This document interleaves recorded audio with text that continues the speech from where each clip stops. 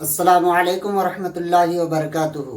बहुत ही बुरी खबर निकल कर आ रही है ये यूपी के ज़िला संभल से कि वहाँ पर किस तरह से 50 घर को बेघर कर दिया गया और ये सब के सब मुसलमान हैं।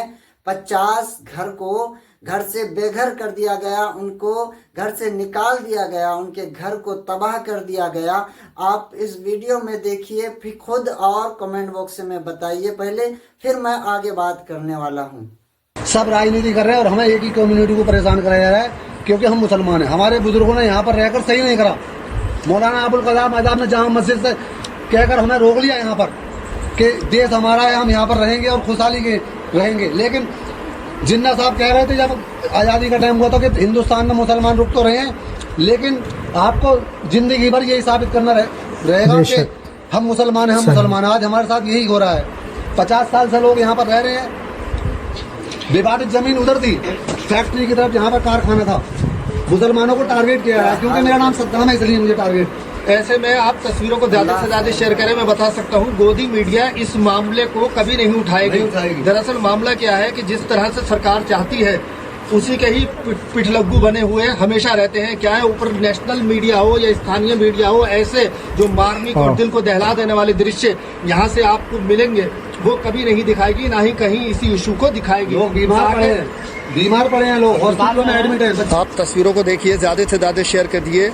आप देख सकते हैं घर के सामान पूरी तरीके से प्रशासन द्वारा सील लगाकर हाई कोर्ट के निर्देश के बाद, और आप देख सकते हैं यहाँ पर इस पन्नी में ही ये पूरे परिवार, अब चूंकि ठंड का माहौल है ऐसे में आप देख सकते हैं किस तरह से ये लोग अपने गुजर बसर कर रहे हैं। मैं दिखाऊंगा आपको ये नोटिस जो प्रशासन ने यहाँ पर लगाया है, और इस तस्वीरों को आप ज़्यादा से ज़्यादा शेयर करें।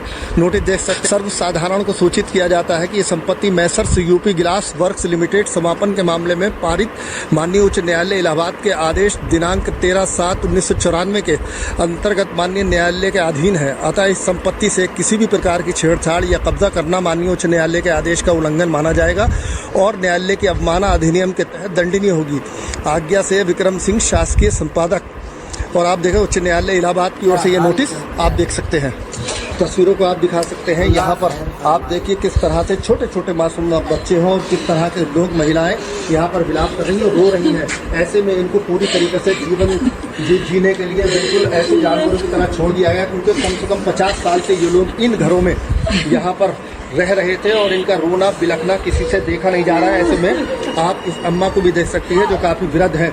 ऐसे में बच्चों को संदूकों के साथ और पलंग के साथ यहाँ पर और मैं सामान के साथ यहाँ पड़ा हुआ आप देख सकते हैं। रात किस तरह से गुजारी जा रही है और ऐसे में टॉयलेट की परेशानी, तमाम दिक्कतें हैं। मेरे साथ डॉक्टर साहब भी मेरे साथ मौजूद है, बबलू भाई, मैं उन्हीं से जानकारी करूँ। इतना सब कुछ हो गया, लेकिन सर कम से कम आपकी कार्रवाई अब तक अमल में क्यों नहीं लाई गई?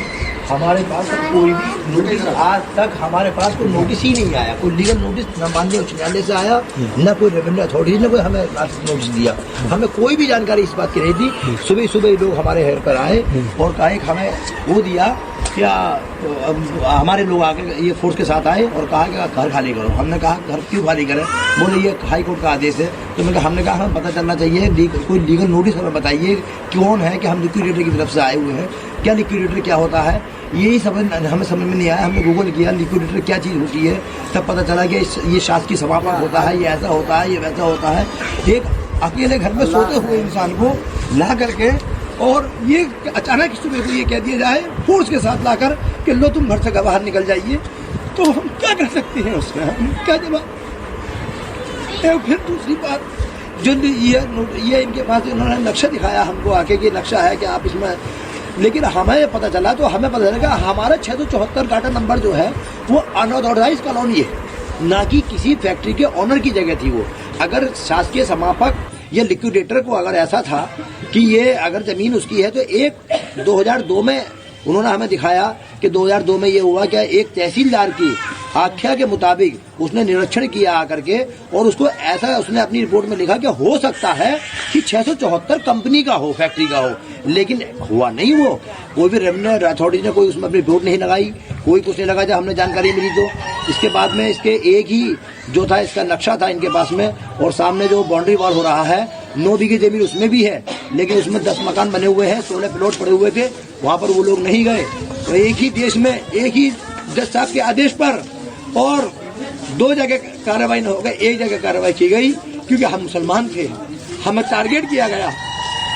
अगर हमें आप लोगों को निकालना ही है तो या तो हमें फिर एक बारी हमें मार के भगा दीजिए कहीं, हम अपने बच्चों को लेकर चले जाएंगे। या हमारे पुरखों ने बुरा किया कि हम इस देश के लिए हम यहीं रह गए, चाहते तो हम भी कहीं चले जाते, देश रहता, इस पर हमारे पास ऑफर था, लेकिन हमारे बुजुर्ग ने कहा कि हम अपने देश से मोहब्बत करते हैं। हमें पता होता तो हम आज अपने पुरखों को बुरा कहते हैं कि उन्होंने गलत फैसला किया कि वो यहाँ रहे, हमें नहीं रहना चाहिए था यहाँ पर। या आज हमें एक कभी हमारा कान काट लिया, एक हमारी आंख निकाल ली, एक हमारा पैर काट दिया। अरे हमें एक बारी जान से मार दो, हमें क्यों तड़पा तड़पा के मार रहे हो? क्या हालात बने हुए हैं हमारे, खुले आसमान के नीचे पड़े हैं आज। क्या हमारे यही हम इसलिए हमने अपने देश से मोहब्बत की थी। पानी और बिजली काट दी गई है, पानी काट दिया गया है।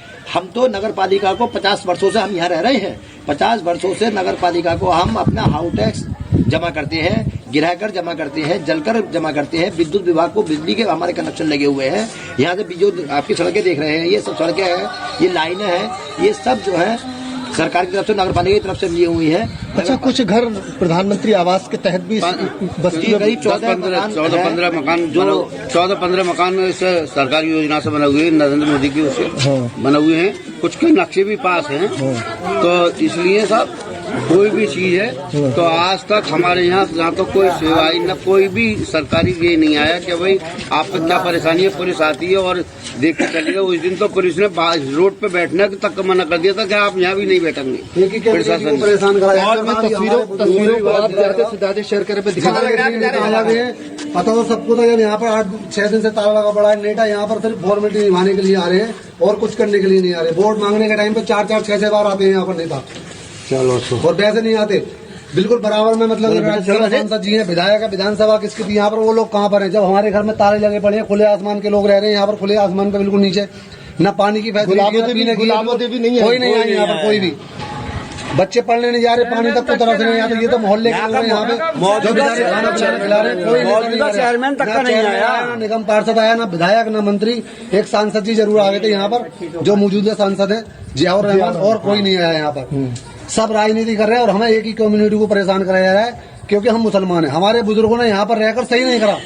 मौलाना अबुल कलाम आजाद ने जामा मस्जिद से कहकर हमें रोक लिया यहाँ पर कि देश हमारा है, हम यहाँ पर रहेंगे और खुशहाली के रहेंगे। लेकिन जिन्ना साहब कह रहे थे जब आजादी का टाइम हुआ तो कि हिंदुस्तान में मुसलमान रुक तो रहे हैं, लेकिन आपको जिंदगी भर यही साबित करना रहेगा कि हम मुसलमान हैं, हम मुसलमान। आज हमारे साथ यही हो रहा है। 50 साल से लोग यहाँ पर रह रहे हैं। विवादित जमीन उधर थी, फैक्ट्री की तरफ जहाँ पर कारखाना था, मुसलमानों को टारगेट